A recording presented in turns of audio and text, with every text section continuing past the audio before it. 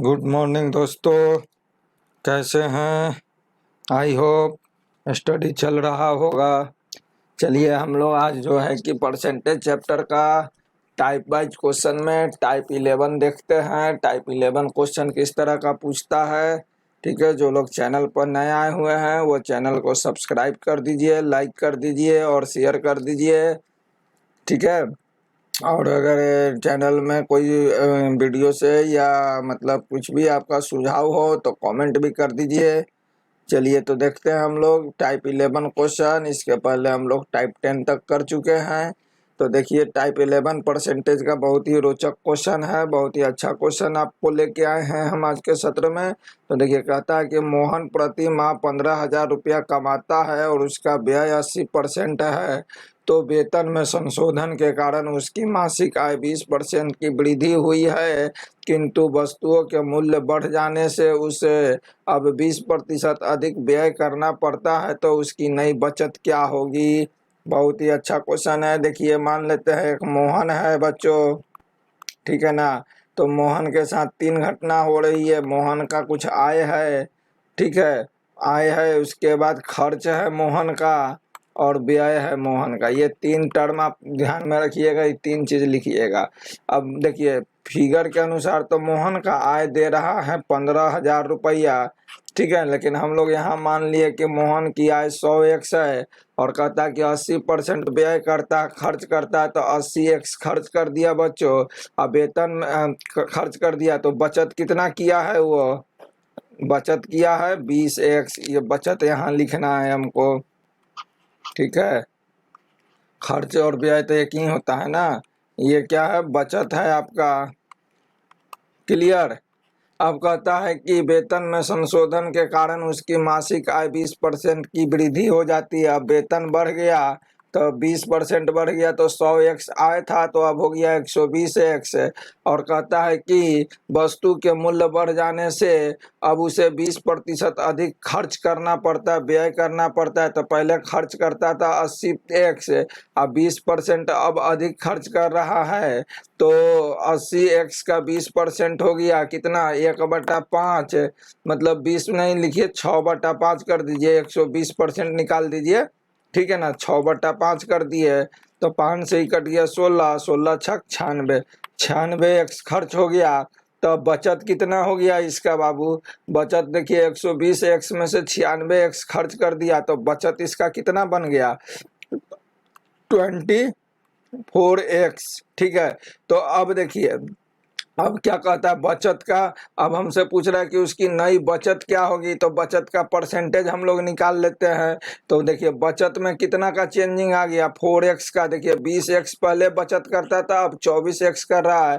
तो बचत में बढ़ोतरी कितना हो गया? 4x का। तो हम लोग लिख सकते हैं बचत परसेंटेज बराबर, क्या लिख सकते हैं? बचत परसेंटेज बराबर क्या लिखा जा सकता है? 4x/20x। देखिए इसके आधार पर निकालेंगे, गुना 100, तो ये हो गया 5x कैंसिल, तो ये हो गया 20, 5 के 20% बचत उसका हुआ। अब आ जाइए, अब हम लोग जो है बचत 4x हो रहा है, 4x हो रहा है ना। जबकि 100x बराबर हम लोग क्या माने हैं? 100x बराबर कितना? आय कितना दे रहा है? 15,000 रुपया। तो लिख सकते हैं 100x बराबर 15,000 रुपया। अब बचत हो रहा है, बचत उसकी नई बचत कितना है? नई बचत है 24x, है ना, 24x है ना नई बचत। ये पुरानी बचत थी 20x, 24x नई बचत है। तो 24x बराबर वाट कर दिए, x कैंसिल, क्रॉस मल्टीप्लीकेशन कीजिए, ये 0 0 0 0 कैंसिल हो गया, ठीक है। तो वाट बराबर हो जाएगा 24 गुना 150, और इसी को लिख सकते हैं 200, 2400/1200, मतलब कि 3600 रुपया आपका उसकी नई बचत है। रुपया में 3600 और परसेंटेज में 20%। चलिए एकदम इजी क्वेश्चन है। इस टाइप का क्वेश्चन को बस ऐसे ही बनाएंगे, ठीक है ना। जब आय व्यय और खर्च दिया रहता है और उसमें जो है कि आय में और व्यय में या बचत में अगर चेंजिंग आता है तो वैसे क्वेश्चन का आधार बस इतना ही है। देखिए हम नेक्स्ट क्वेश्चन देखते हैं कि राघव अपनी आय का 80% खर्च करता है। राघव जो है, ठीक है ना, तो राघव का भी देखिए क्या होगा, आय होगा, खर्च होगा और क्या होगा, बचत होगा। क्लियर, बस एकदम सिंपल सा ऐसे लिखना है। वह अपनी आय का 80% खर्च करता है। तो मान लिए कि राघव का आय 100x है तो 80x खर्च किया तो 20x बचा लिया। ठीक है, अब कहता है कि यदि उसकी आय में 12% की वृद्धि होती है, 12% की वृद्धि हो गया मतलब 112x आय हो गया, और बचत में 10% कम हो जाता है। अब देखिए बचत जो है कि 10% कम हो जाता है, तब 20x था 10% कम हो गया तो 9/10 हो गया बचत। ये हो गया कितना बार में, 2 बार में, मतलब कि बचत घट के हो गया 18x।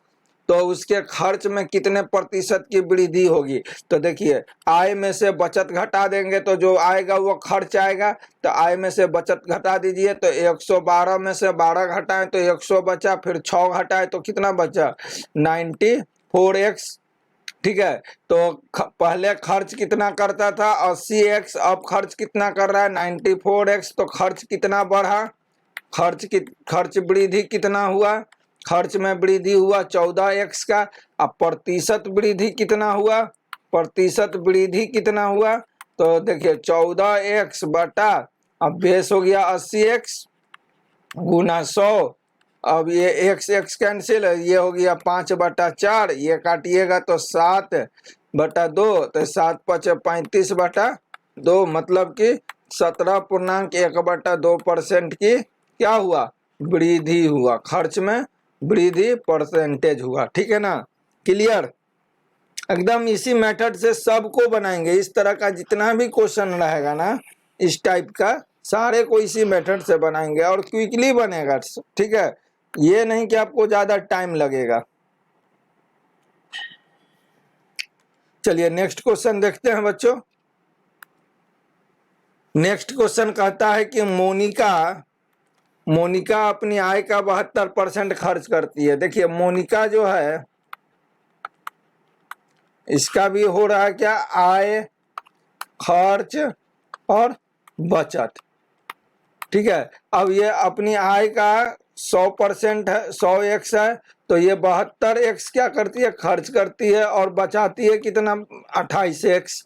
अब कहता है प्रश्न में कि उसकी बचत में 15% की, सॉरी उसकी, यदि उसकी आय में 20% की वृद्धि हो गई तो 120x हो गया, और बचत में उसकी क्या होगी, 15% की वृद्धि हो जाती है। अब देखिए 28x का 15% हम निकालेंगे तो थोड़ा सा क्या आएगा, पॉइंट में आ जाएगा आंसर, मतलब कैलकुलेशन। तो हम लोग क्या करेंगे कि इसी को हम लोग जो है कि 100 जो लेके चले हैं ना 100x, तो इसको 100 ना करके हम लोग क्या करेंगे, पॉइंट से बचने के लिए 1000x ले लिए इसको, तो ये हो जाएगा 720x, तो ये हो जाएगा 280x। क्लियर, इससे क्या होगा कि पॉइंट में आपका आंसर नहीं आएगा।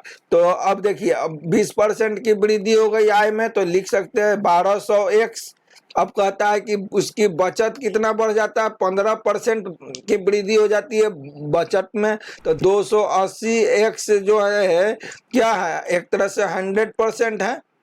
तो 1% 10% क्या हो गया 28, अब 5% कितना हो गया 14, मतलब कि 15% कितना हो गया 14 और 28 हो गया आपको 32। तो 32 रुपया बढ़ गया, तो 280x पहले खर्च करता था तो 322, सॉरी बचत करता था, तो अब कितना बचत कर रहा है 322x। तो खर्च कितना बढ़ गया, तो देखिए आय में से अगर बचत घटा देंगे तो खर्च निकल जाएगा।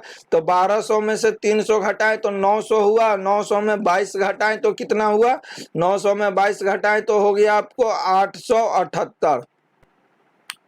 1200 में 300 घटाए तो कितना हो गया 900, और 900 में 22 घटाए तो 78, नहीं सॉरी,